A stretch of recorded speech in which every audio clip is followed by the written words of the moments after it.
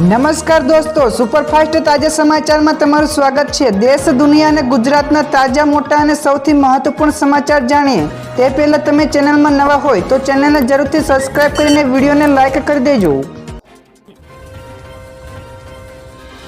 સૌથી પહેલા દોસ્તો આપણે વાત કરીએ તો હવામાન વિભાગે કરી વરસાદ અંગેની આગાહી। હવામાન વિભાગે વરસાદની આગાહી કરી છે, ત્યારે હવામાન વિભાગની આગાહી અનુસાર દક્ષિણ ગુજરાતના નર્મદા, સુરત, તાપી, પંચમહાલ, દાહોદ, મહીસાગર, છોટાઉદેપુર સહિતના વિસ્તારોમાં હળવા વરસાદની આગાહી કરી છે। જ્યારે ગઈકાલે પણ 41.2 ડિગ્રી તાપમાન સાથે અમરેલી રાજ્યનું સૌથી ગરમ શહેર રહ્યું હતું। તો ઉલ્લેખનીય છે કે કમોસમી વરસાદની આગાહીને લઈને ખેડૂતો ચિંતામાં મુકાયા છે।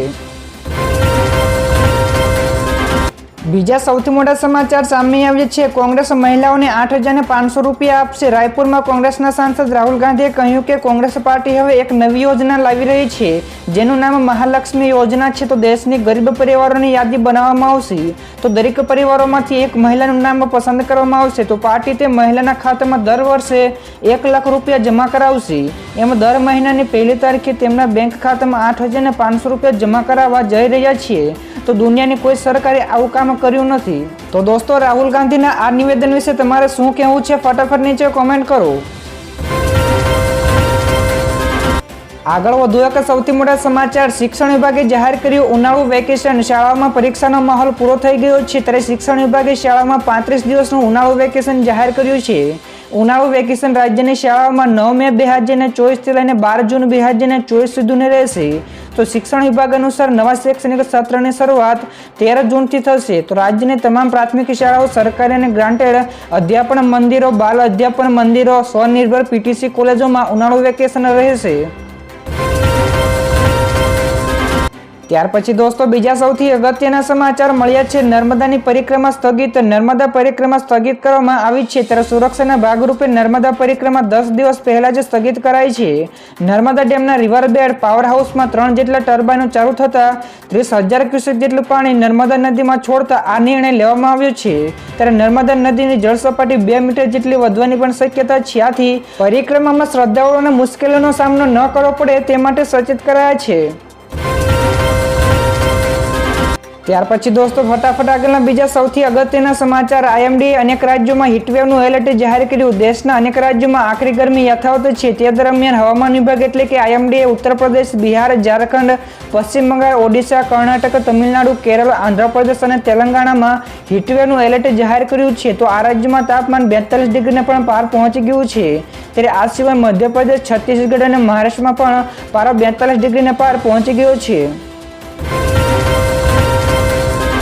તો દોસ્તો બીજા સૌથી મહત્વપૂર્ણ સમાચાર મળ્યા છે। સોના અને ચાંદીના ભાવમાં થયો ઘટાડો। સોના ચાંદીના ભાવમાં ફરી એકવાર ગઈકાલે ઘટાડો નોંધાયો છે। તો ઇન્ડિયન બુલિયન એન્ડ જ્વેલર્સ એસોસિએશનના જણાવ્યા અનુસાર ગઈકાલે 24 કેરેટ સોનું 209 રૂપિયા સસ્તું થઈને 72,239 રૂપિયા પ્રતિ 10 ગ્રામે પહોંચી ગયું છે।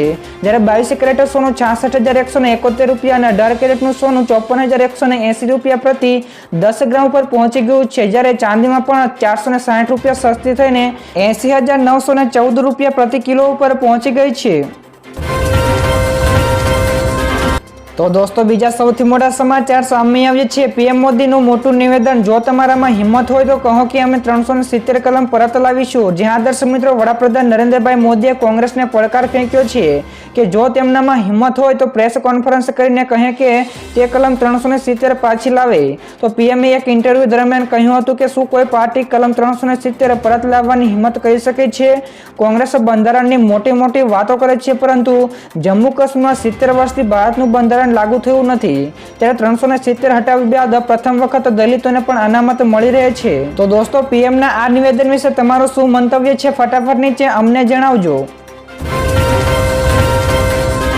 ત્યાર પછી દોસ્તો આગળના બીજા સૌથી મહત્વપૂર્ણ સમાચાર શેર માર્કેટ વિશે પણ જોવા મળ્યા છે। તો શેર બજારમાં ગઈકાલે તેજીનો ઘોડો જોવા મળ્યો હતો। તો સપ્તાહના પ્રથમ કારોબારી દિવસે એટલે કે ગઈકાલે શેર બજાર તેજી સાથે બંધ રહ્યું। તો ટ્રેન્ડિંગ સેશન્સના અંતે બીએસઈ સેન્સેક્સમાં 941 પોઈન્ટ વધીને 74,671 અંક ઉપર બંધ રહ્યું હતું। જ્યારે એનએસઈના નિફ્ટીનો સૂચકાંકમાં પણ 223 પોઈન્ટનો અંક વધીને 22,643 અંક ઉપર બંધ રહ્યો હતો। તો બેંક નિફ્ટીમાં પણ ગઈકાલે ઓલ ટાઈમ હાઈ ટચ કર્યો હતો। તો દોસ્તો આગળ વધુ એક સૌથી મોટા સમાચાર મળી રહ્યા છે. ગુજરાતમાં સતત ત્રીજા દિવસે પણ ડ્રગ્સ ઝડપાયું. ગુજરાતમાં ડ્રગ્સના મામલે ત્રીજા દિવસે પણ યથાવત જોવા મળ્યો છે. ત્યારે ગુજરાતમાં ફરી એકવાર નશાના કારોબારનો પર્દાફાશ થયો છે. ત્યારે ગુજરાત એટીએસ અને ભારતીય કોસ્ટગાર્ડને મોટી સફળતા સાંપડી છે. ત્યારે ભારતીય જળસીમામાંથી 170 કિલો ડ્રગ્સ સાથે 2 ભારતીયોની ધરપકડ કરાઈ છે. ત્યારે બંને ભારતીયો પાકિસ્તાનથી ડ્રગ્સ લઈને આવતા હતા. તો હશીશ નામનું ડ્રગ્સ ઝડપાયું છે, જેની અંદાજિત કિંમત 60 કરોડ જેટલી આંકવામાં આવી રહી છે.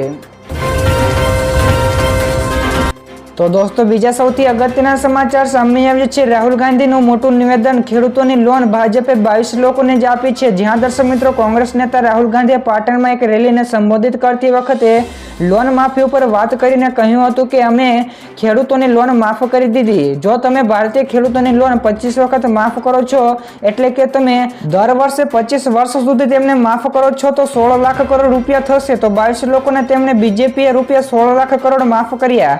તે 24 વર્ષના મનરેગાના નાણાં ખેડૂતોને 25 વર્ષની લોન છે, જે 22 લોકોને જ આપવામાં આવી છે. તો દોસ્તો બીજા સૌથી મહત્વપૂર્ણ સમાચાર મળ્યા છે. ખરાબ હવામાનને કારણે ગિરનારનો રોપવે અસ્થાયી રૂપે બંધ કરાયો. જૂનાગઢના ગિરનાર પર્વત પરના રોપવેને ગઈકાલે ખરાબ હવામાનને કારણે અસ્થાયી રૂપે બંધ રાખવામાં આવ્યો હતો. તો ગિરનાર પર્વત ઉપર ભારે પવનના કારણે યાત્રાઓની સલામતીને ધ્યાનમાં રાખીને આ નિર્ણય લેવામાં આવ્યો છે. ત્યારે ઘણા પ્રવાસીઓએ રોપવેની ટિકિટનું ઓનલાઈન બુકિંગ પણ કરાવ્યું હતું. ત્યારે ગઈકાલે રોપવે બંધ રહેતા તેની મુશ્કેલીઓનો સામનો પણ લોકોને કરવો પડ્યો હતો. તો પવનની ગતિ ઘટતા હવેથી રોપવેની સેવા ફરી એકવાર શરૂ કરવામાં આવશે. ત્યાર પછી દોસ્તો બીજા સૌથી અગત્યના સમાચાર સામે આવ્યા છે. ભાવનગરથી દિલ્હી કેન્ટ ટ્રેન દોડાવવામાં આવશે. તો ટ્રેનના મુસાફરો માટે સારા સમાચાર મળ્યા છે. ત્યારે હવે પછી ભાવનગરથી દિલ્હી કેન્ટ સમારે વીકલી સ્પેશિયલ ટ્રેન દોડાવવામાં આવશે. ત્યારે આ ટ્રેનને સુરેન્દ્રનગરમાં પણ સ્ટોપ આપવામાં આવ્યું છે. ત્યારે આ ટ્રેન 4 મે થી 28 જૂન સુધી દોડાવાશે. ત્યારે આ ટ્રેન દર શુક્રવારે બપોરે 15:15 ભાવનગરથી ઉપડશે, જ્યારે શનિવારે બપોરે 15:25 કલાકે દિલ્હી કેન્ટથી ઉપડશે. ત્યારે ટ્રેનમાં એસી 2 ટાયર્સ, એસી 3 ટાયર્સ, સ્લીપર કોચ અને જનરલ સેકન્ડ કોચ ઉપલબ્ધ હશે. તો દોસ્તો આ સિવાયના બીજા સમાચારની આપણે ઝડપથી વાત કરીએ તો કચ્છમાં 6,900 વર્ષ પહેલા અહીં ઉલ્કા પડેલ. તો અમેરિકન સ્પેસ એજન્સી નાસાએ કચ્છની એક તસવીર શેર કરી છે. ત્યારે આ તસવીરમાં જોઈ શકાય છે કે એક ઊંડો ખાડો જોવા મળ્યો છે. ત્યારે આ સ્થળ ઉપર 6,900 વર્ષ પહેલા ઉલ્કાપિંડ પડ્યો હતો, જેના કારણે આ ખાડો બન્યો છે. ત્યારે આ સાઇટ ઉપર કાર્બન ડેટિંગથી અવશેષોનું રેડિંગ કાર્બન ડેટિંગ પણ કરવામાં આવ્યું છે, જેના કારણે અહીં ઉલ્કા પડ્યું હોવાનું પણ સામે આવ્યું છે. ત્યારે આ તસવીર 24 ફેબ્રુઆરીના રોજ લેન્ડસેટ B ઉપગ્રહ ઉપરથી દ્વારા લેવામાં આવી હતી. તો દોસ્તો આગળના બીજા સૌથી મોટા સમાચાર સામે આવ્યા છે. આ છે દુનિયાનું સૌથી મોંઘું મીઠું. વિશ્વનું સૌથી મૂલ્યવાન મીઠું કોરિયામાં મળે છે. તેને એમિથિસ્ટ બેમ્બુ સોલ્ટ અથવા તો કોરિયન બેમ્બુ સોલ્ટ કહેવામાં આવે છે. ત્યારે 1 કિલો કોરિયા બેમ્બુ સોલ્ટની કિંમત 38,000 રૂપિયાથી વધુની છે. તેને વાંસના પાત્રમાં ભરીને માટીથી ઢાંકવામાં આવે છે. તો આ પછી ભઠ્ઠીમાં તે મીઠુંને 9 વખત જેટલી પકાવવામાં પણ આવે છે. ત્યારે આ સમગ્ર પ્રક્રિયામાં 50 દિવસ લાગે છે. ત્યારબાદ મીઠું તૈયાર થાય છે. તે વિશ્વનું સૌથી શુદ્ધ મીઠું પણ માનવામાં આવે છે. ત્યારબાદ દોસ્તો બીજા સૌથી મહત્વપૂર્ણ સમાચાર મળ્યા છે. અમદાવાદીઓ માટે સારા સમાચાર. અમદાવાદમાં રહેતા લોકો માટે સારા સમાચાર મળી રહ્યા છે. ત્યારે અમદાવાદના લાંભા વિસ્તારમાં ટૂંક સમયમાં જ નિરાધાર વૃદ્ધા માટે મલ્ટી સ્પેશિયાલિસ્ટ હોસ્પિટલ બનાવવામાં આવશે, જેના 30 કરોડના ખર્ચે આ હોસ્પિટલનું નિર્માણ કરવામાં આવશે. ત્યારે હોસ્પિટલમાં સારવાર સાથે રહેવા જમવાની સુવિધા પણ ઉપલબ્ધ કરવામાં આવશે. તો અહીં નિરાધાર વૃદ્ધોને નિઃશુલ્ક રીતે સારવાર પણ કરાશે. ત્યારે હોસ્પિટલમાં સર્જરી, ચેકઅપ, અલમારી માર સેન્ટરની સુવિધા પણ ઉપલબ્ધ કરવામાં આવશે. તો દોસ્તો આ સિવાયના ફટાફટ આગળના બીજા સૌથી મોટા સમાચાર મળ્યા છે. ભારત ન તો ઝૂક્યું છે, ન તો ઝૂકશે. જ્યાં દર્શક મિત્રો ભારતના રક્ષા મંત્રી રાજનાથ સિંહે કહ્યું કે ચીન સાથે સારા વાતાવરણમાં વાતચીત ચાલી રહી છે અને ભારત ક્યારે ઝૂકશે પણ નહીં. ત્યારે અમદાવાદમાં એક રેલીને સંબોધન દરમિયાન તેમણે કહ્યું કે ભારત લશ્કરી રીતે શક્તિશાળી દેશ બની ગયો છે. તે તમામ પાડોશી દેશો સાથે સારા સંબંધો ઈચ્છે છે, પરંતુ ભારત હવે નબળું ભારત નથી રહ્યું. સૈન્યની દ્રષ્ટિએ ભારત હવે વિશ્વનો શક્તિશાળી દેશ પણ બન્યો છે. તો અમે અમારા તમામ પાડોશી દેશો સાથે સારા સંબંધો રાખવા પણ માંગીએ છીએ. ત્યારે આ સિવાય તેમણે કહ્યું કે ભારત ન તો ઝૂક્યું છે, ન તો ઝૂકશે.